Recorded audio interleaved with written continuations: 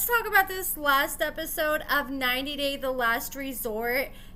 All the cast members were sitting down with the therapist, and the therapists were going one by one to each couple, just asking them like what their biggest issues were.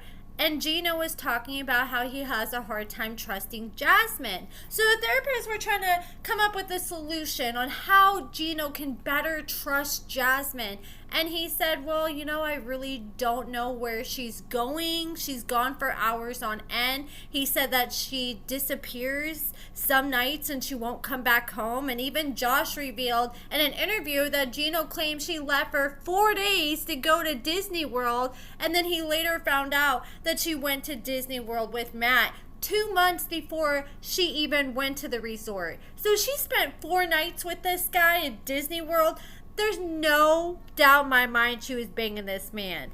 At this point, I think all Jasmine sees is Gino as a way to stay on the show and for her to stay in America. But she now knows that she doesn't need Gino to stay on the show or stay in America now that she has Matt. And I really wonder how that process works. Like, is Gino still going to be on the hook for her like the next 10 years? Or I know it's 10 years for a while. And then I remember hearing some people were saying like some visas, you're on the hook for them for life. So I wonder if he is going to be that person that's responsible for her, or if he can like transfer ownership over to Matt so he can take all responsibility. Because I don't think that's fair for him to continue supporting her while she's with another man. It kind of gives off like a whole Mike and Natalie situation. So the therapist said, well, what if Jasmine gives you her location and you can know where she's at all times? Would you be open to an open relationship then? And he was pondering on it, and I could tell once Jasmine realized that Gino is actually considering it, you can tell that she's not feeling that one bit. Jasmine is one hell of an actor. I will give that to her. She's able to act like she's really into this, like she really wants things to work, even though her heart's in another place with Matt. But there's times where that mask slips, and you can really see it at times, like when Gino calls her out on things, or when Gino was like starting to agree about the threesome, and she's like, oh shit. Because deep down, I think that it would never work. Even if Gino agreed to it, there's going to be too much jealousy and issues involved. Like, say if they did agree to it, I feel like she's going to be spending 99% of her time with Matt and maybe see Gino in passing if he's lucky. But like Josh said, Gino or Jasmine, neither one of them are built for a poly relationship. Jasmine is way too jealous. Gino is way too jealous. And the trust has already been broken. If Jasmine wanted to go about it the right way, she would have helped Gino do it on his terms and let Gino know about Matt before she started sneaking off to the coffee shop with him and going to Disneyland and sleeping with him. Everyone just keeps rolling their eyes at Gino, not understanding why he doesn't want to bang his hot Brazilian wife. But Gino explained in the Between the Sheets episode, he's like, you know what, guys? You have no idea how Jasmine treats me behind closed doors. He said the Jasmine we see on our TV screens and the Jasmine that all the other cast members get to experience, that's the fun, loving Jasmine, that she's there for everybody. She knows how to make you smile and feel special. But Gino said behind closed doors, she's a total devil to him. She treats him like crap. He said that once she came to the United States, it was all butterflies and rainbows before then. But once she moved to Michigan, he says that it's been nothing but hell. She talks to him all sorts of crazy, to the point that it literally makes his dick soft, where he doesn't even want to bang her. We've seen how much Jasmine has demasculated this man on national TV, so I can't even imagine what she says behind closed doors when the cameras are not around. But whatever she's saying to him has Gino walking around here with a limp dick, and he does not want anything to do with Jasmine. He does not want to touch her with a 10-foot pole. He says that he doesn't care if Jasmine hasn't banged Matt yet like she claims. He says he still sees it as cheating, the fact that she's built an emotional bond with this man.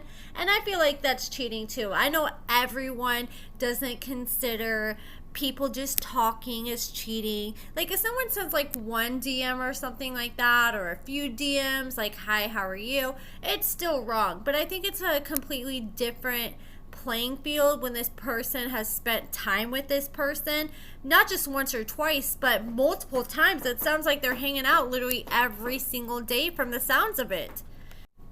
Gino claimed that once Jasmine did come to the United States, she didn't want to hang out with him anymore. She just wanted to stay in the room by herself. She'd ignore him. He said that he always wanted to go out to eat, go to the gym, go on trips, and Jasmine didn't want to do any of that. But before she came to the U.S., she was all in. Instead, he said she was spending all her time away from home at the gym, which, I mean, let's be honest, she's probably only spending like a fourth of that time at the actual gym, and she's probably spending the other 3/4 of the time going to Pound Town with Matt. Jasmine said on Between the Sheets, well, he's a nice guy, so I don't want to be mean to him because he's been nothing but good to me. She claims that they would work out, then he'd want to buy her food, he'd take her out to eat, he would take her to the grocery store, take her shopping, and buy her what she needed. And she said that Matt was doing the things that Gino didn't want to do. Then all the cast members get into a few different vans. In one van, there's Julia, Rob, Josh, Gino, and Florian. And Julia was being messy. She's like, yeah, I saw Matt. We did a video chat with him. And Gino's already not feeling good about the situation and having assumptions that Jasmine built an emotional connection with this man. And hearing that the girls have all met Matt and that she's showing him off like that, he's like, oh yeah, all my assumptions are correct. And Julia is not making things better. She's pretty much just rubbing salt in the wound. She's like, yeah, he's jacked, he's got big muscles, he looks so good. Pretty much just describing him as, yeah, he's everything that Gino isn't. And you could just see Gino over there in the corner getting smaller by the minute the more she was talking about how attractive he was. Florian is like how I would have been in that situation. He was being super messy and just kept asking more questions to get Julia to continue to talk about it, even though you could read it all over Gino's face that he just wanted everyone to shut up. And finally he had to put his foot down and be like, guys, I do not want to hear about this anymore. And Jasmine keeps claiming, oh yeah, older men are my type. No, I'm not buying that. Because we've seen Dave, her ex-boyfriend, he does not look anything like Gino. And we've seen Matt, and he doesn't look anything like Gino. And these are the people that she really seems to have a actual connection and seems to be compatible with. I mean, not her and Dave anymore, but once upon a time they were. And after everything we have learned about Jasmine and Matt, it just makes me believe that her and Dave were actually hooking up and doing more than just hanging out, like when they got together on Valentine's Day and stuff like that. And I mean, like, what kind of ex hangs out with their ex on Valentine's Day and spends the night with them and doesn't do anything with them? Like, you have to be naive to believe nothing didn't happen.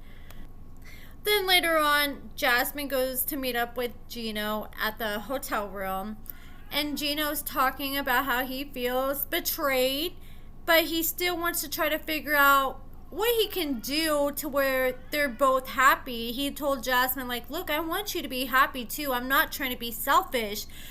And if we have to have an open marriage, then I'm willing to consider it. But he wanted to lay down some rules. He's like, you know what? Once we get back, I'm going to need your location. And I could tell once Jasmine heard that, she was just like, yeah, right. Because I think she already has plans to leave as soon as she gets back. And she knows that if she gives him his location, that all this fun time with Matt is going to go bye-bye. And that's the last thing she wants right now. But she's sitting there going, oh, no, Gino, I love you, I want to make this work. You know, just pretty much doing what she can to look good to Gino and for the camera. It's hard for me to believe Jasmine anytime that she cries that it's actually authentic, because I've seen how many times that Jasmine has been able to turn on the waterworks just for certain scenes where she was acting on the show. And I think that's part of the reason why the producers love her so much, is because she can turn the waterworks on at any time, and that makes everything seem a lot more realistic. And every single time, like in this conversation, she's like, no, I love you, I don't love him. She starts like crying, not crying, but she started getting teary-eyed.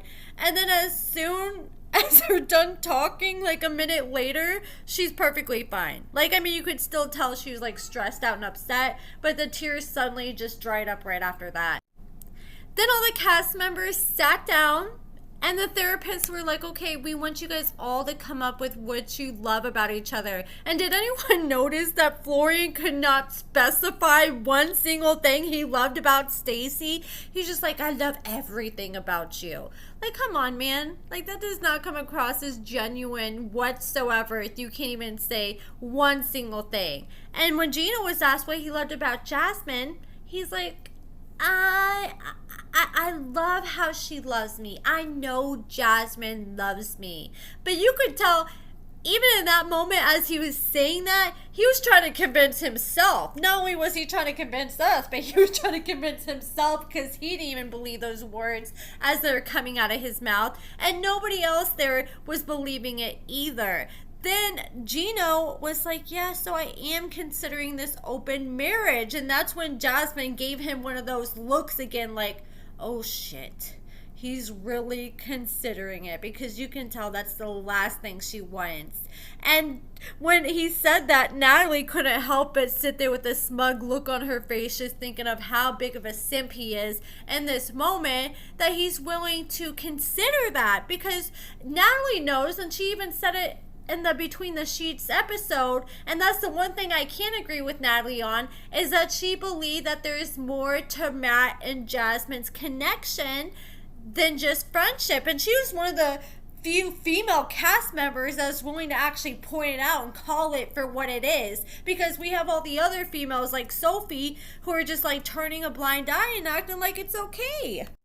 So it's not okay when Rob messages other women, but when Jasmine hangs out with other men and introduces them to all the female cast members and goes to Disneyland with him for 4 days while she's married and living with Gino. But Gino kind of did push her into Matt's arms.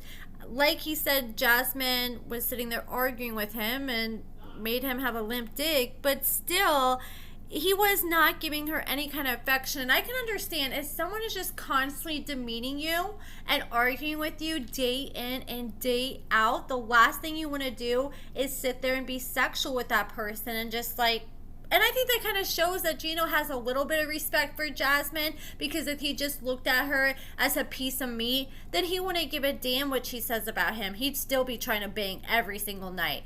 But if you're not going to bang her and you still want to be married to her, at least put in some kind of effort. Like, hold her hand, kiss her. If he at least like held her hand or like put his arm around her or something, then I'd be like, okay, you know, at least you're trying to do that. But he wasn't even willing to do that. He even told her, I don't want you coming and rubbing on my arms or nothing like that, because he doesn't want to do anything that could possibly start to get him excited, because he wants to think with the right head. But that is it for this video, guys. I was going to cover the other couples, but I feel like I've talked enough about Gino and Jasmine. I might make another video with the other couples. I don't know, I say that now, but I probably won't, honestly, because now that I'm sitting here trying to think of the stuff that went down with the other couples, there really wasn't much outside of the sit down with Josh and Natalie where they were talking about their issues, and Natalie was like, well, you know, I don't like that I haven't been to his house. And the fact that Natalie came out on social media and admitted that the fact she's never been to his house was just for a storyline, now every time I hear that, I'm just like, okay, this is just a waste of time. But there's one part that did make me laugh. They were going back and forth, and she's like, yeah, so I can't go to his house. And the therapists were like, well, you guys seem to be doing good now. If you guys continue to improve, can you guys have that conversation when you leave the resort about having Natalie to your house? And he's like, yeah. And he's like, well, why haven't you done it yet? And he's like, well, because I need to be able to get along with her for longer than 2 hours. He claims they've been getting along for the past 2 hours, but that's like the longest they've ever been able to get along, probably since they first started dating. It seems like this whole time they've been at the resort, I haven't seen one time they've been able to get along. I mean, there's been times that they're kind of able to tolerate each other. What I think happened with Natalie and Josh is they built a physical connection without worrying about building an emotional connection first. I feel like Natalie jumped into the bed too soon with Josh and developed really strong feelings with Josh before taking time to even realize who Josh is as a person and even figure out if they're compatible with each other. So now here they are realizing they've wasted 3 years together, and every single time when things get hard, instead of trying to fix the issues, they just jump into bed together and have makeup sex and keep it moving with their lives so nothing ever gets fixed. And they are realizing 3 years in that they're not compatible one bit. Like, they don't even seem like the type to tolerate each other as friends. I think they're just mutually benefiting off keeping each other in each other's lives right now. Like, Josh gets to be on the show, Natalie gets to be on the show, Natalie might get some modeling opportunities from Josh, and Josh gets to get laid here and there, but I don't even know if it's worth all the damn headache he has to deal with all the time. But that is pretty much it, guys. Let me know what you guys think about everybody in this last episode of The Last Resort in the comments below. Give this video a thumbs up, subscribe, and thank you so much for watching.